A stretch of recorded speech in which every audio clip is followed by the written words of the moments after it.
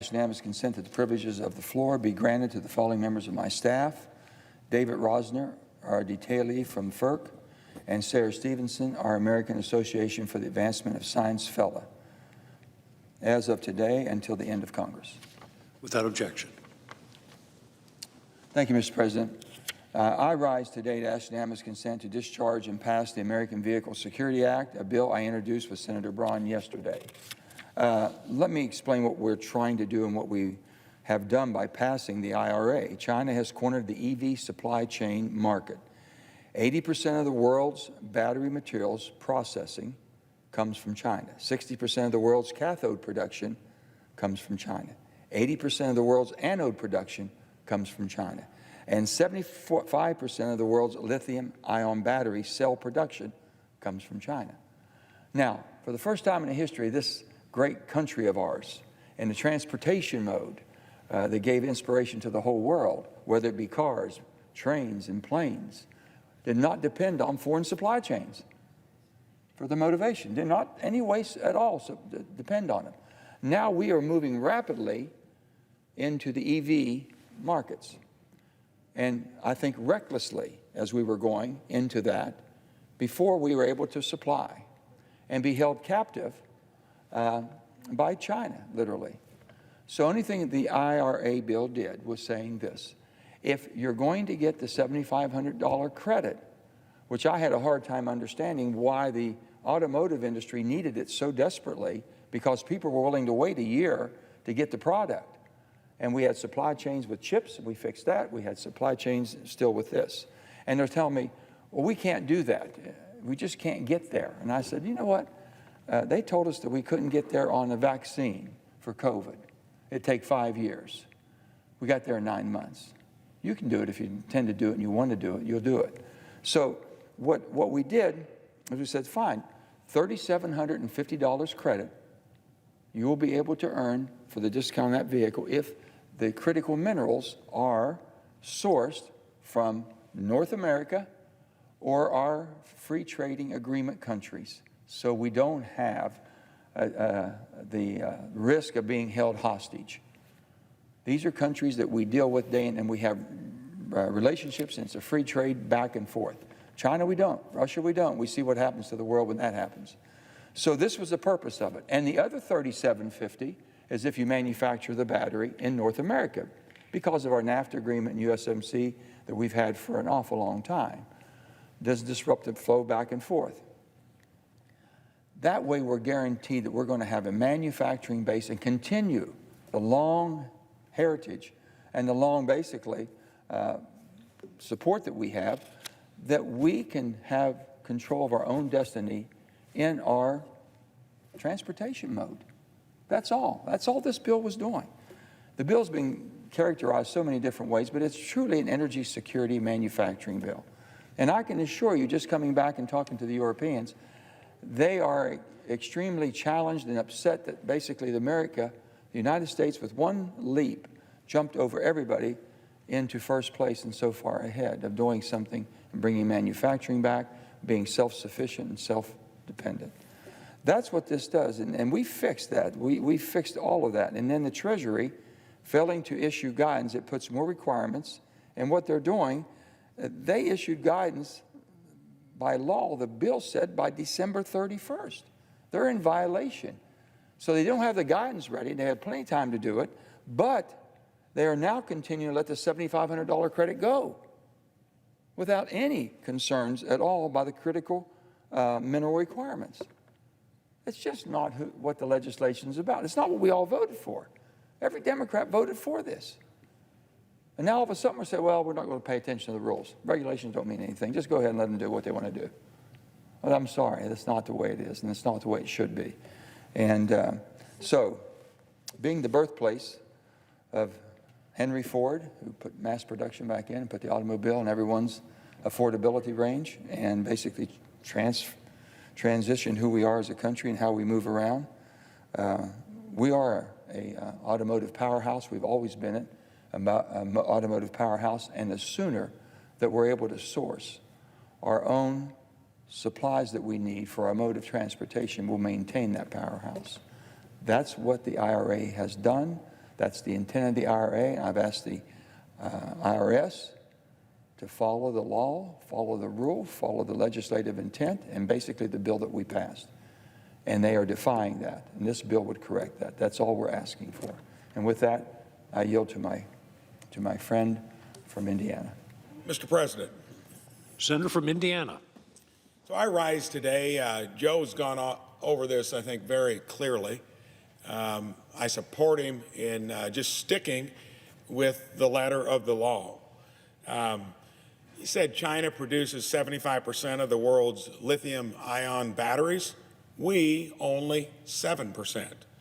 China controls 80% of facilities that convert critical minerals into usable battery parts. Making things in America, not just about promoting our own manufacturing, which we need to do better generally, it's also about not funding the human rights abuses by the Chinese Communist Party, and to give them even more of a leg up when you see what they've done trying to fit into the world economic chain, where they still steal intellectual property. They do things that take them out of the norm that we're all familiar with. This is just simply to fix something that was recently passed in a reconciliation bill. I didn't vote for the reconciliation package because of disagreements with it in general. I do that on a lot of things, even when I like components of what's in something, if it doesn't have that fiscal responsibility to go along with it. So whether you agree with me or Senator Manchin about trying to do things here in America whenever we can, and not to end up supporting our main geopolitical enemy in the process, I think you got to be careful. Senator Manchin mentioned also, we just recently did it, and it's clear. And the IRS was sleeping at the wheel. This should not have come down to where we're right here, even having to argue about it. It's the letter of the law. I've got, in my own home state, Stellantis, Samsung, making a big investment in Kokomo, Indiana, for this very issue of getting our own foot into this kind of business. What's it going to do? What's the message going to be sending to them? Allison Transmission is conducting R&D efforts on electrifying their own components. I think it sends a bad message if we are, given the letter of the law, going to make exemptions even when it might not be expedient for other concerns. So I think this is a type of investment that we need to make sure stays here. We recently put it in law to do so. It may delay a little bit, not give the speed at which some want to move, but when you look at everything we've talked about, the fact that it gives more to the Chinese economy, when look at what they're doing on the world stage, it's going to send a bad message to people in our own country about making the investments. And clearly, in my own state, there's a vested interest. So I'm with Senator Manchin on this. We ought to stick with what we just passed, not let the IRS get by with being delinquent on what they should have done in the first place. And with that, I yield back to the senator from West Virginia. Mr. President, Senator from West I think Virginia. maybe I can help a little bit clearing it up. Everyone thinks that all of a sudden that as the end of the year, the first of the year, that the automobile industry in the United States, in order to get any credit at all, had to have 100% of the sourcing done from North America or free trade country agreements, such as Australia, Chile, different people that have a tremendous amount of resources, that those are going to China now for processing, okay?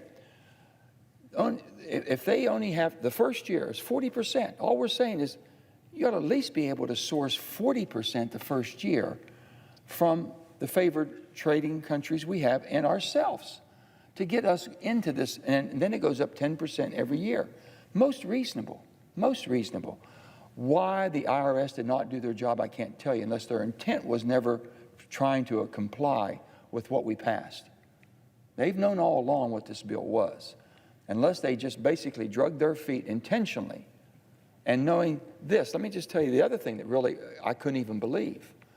They picked and chose.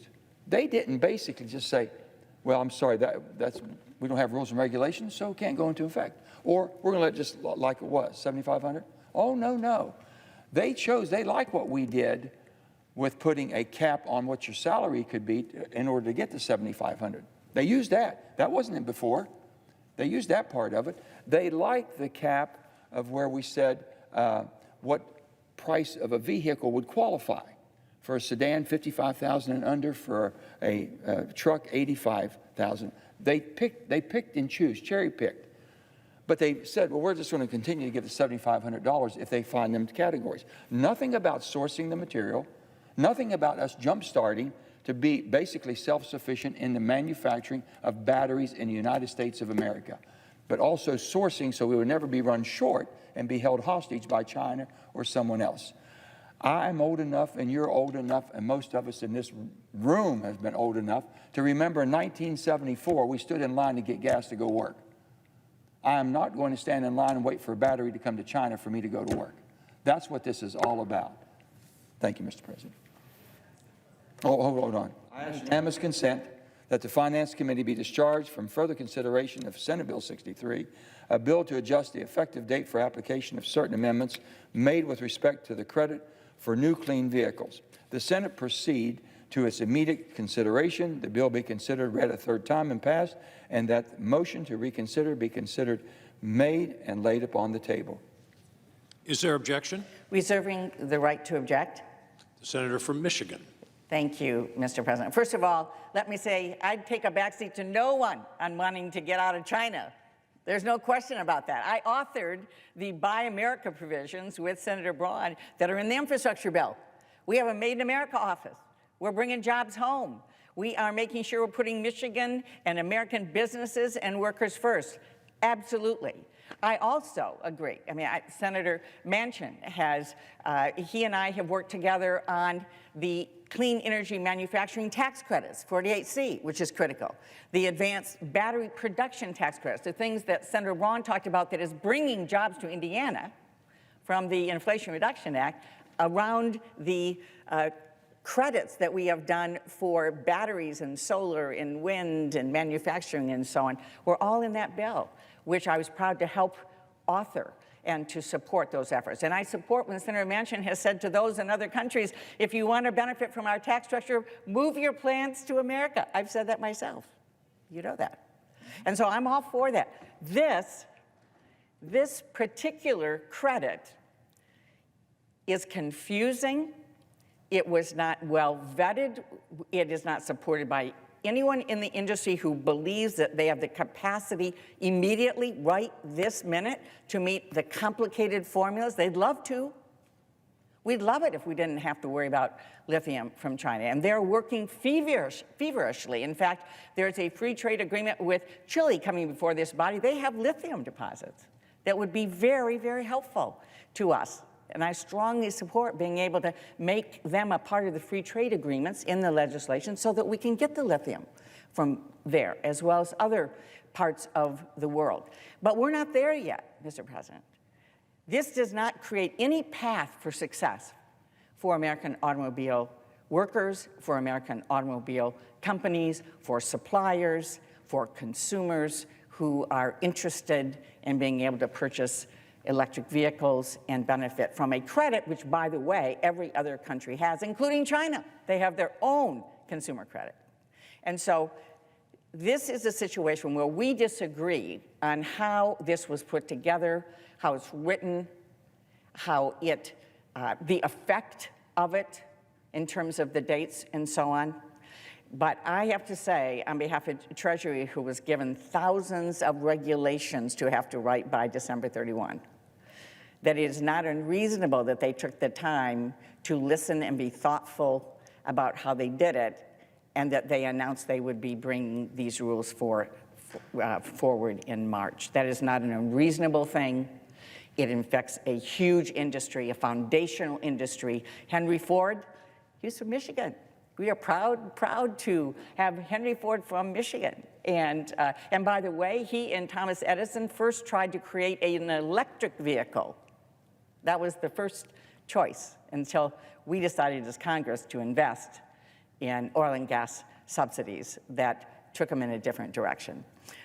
Bottom line, it is not unreasonable what Treasury is doing, the path they are on. They have been given, I believe, an incredibly complicated task to try to figure out how this consumer credit will work for consumers and for the companies and workers.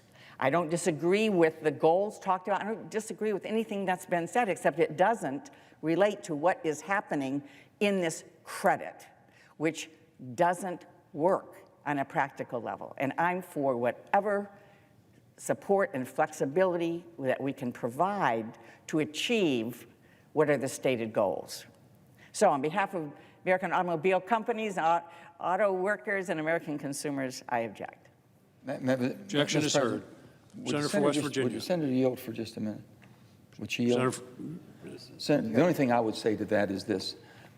The subsidies we were giving for EVs had expired under the old piece of legislation for American manufacturers. They all hit their 200,000 cap, right? Not all of them. General Motors hit it? Ford. Ford hit it? No, Yep. Ford didn't hit it. Well, I thought they No. hit the right, yeah. No, Okay. Toyota hadn't hit it. And Toyota hit it? Not yet. I'm understanding they did. So let's say, okay, we'll work that. But it was very close to it, they didn't. That was over for them. They'd got no more. It was over. It was over. They were done. If we didn't do anything, they were done. You know the only people that had access to our market if we had not done this bill was all European manufacturers. All the manufacturers in the United States already hit their cap. So I'm saying it was over. We gave them new life into this. And all we're saying is, can't we at least get manufacturing in the United States of America where we're not depending on foreign supply chains, especially China? That's the difference. And I mean, they knew the bill. They didn't like the bill. They built their whole model around, you would think the car manufacturers in America is going to go broke if they don't get $7,500 credit from the United States Treasury. And there's people waiting a year. I said, let me tell you something. If you're waiting a year to get a product because you like it and it's good and you make it better than any place in the world, I don't think that is what you're making your decision on. Because they were lost it. And China could have flooded the market. We stopped all of that from happening. So we just have a difference. We just have a difference. on that. Mr. President. Senator from Michigan. Yeah. First of all, China can now flood the market because we're not going to be able to meet these criteria in terms of being able to get the credit. They got their own credit, and there's no reason they're not going to be able to flood the U.S. market. I have a difference of opinion about what this actually means, but this is what I would say. We've had three parts of the stool on supporting moving forward on a new electric transportation model. One is charging stations. We did in the infrastructure bill, really important, have charging stations. Number two, helping create production through the battery and the clean energy tax credits and so on. Third is helping to bring costs down at the beginning until volume comes up. Now, the reason people are waiting for cars is because of the lack of chips. I mean, they're waiting because, and we've addressed that as well. But the truth is, what was put in place on this piece was complicated. It doesn't work for several years for American companies. It doesn't stop China. It doesn't stop anybody else from coming into our market. They can still come into our market, but it stops our companies from fully benefiting from a piece of this with consumers that's very important. So again, Mr. President, thank you very much. I object. I ask unanimous consent that the Senate recess subject to the call of the chair. without objection, the Senate stands in recess.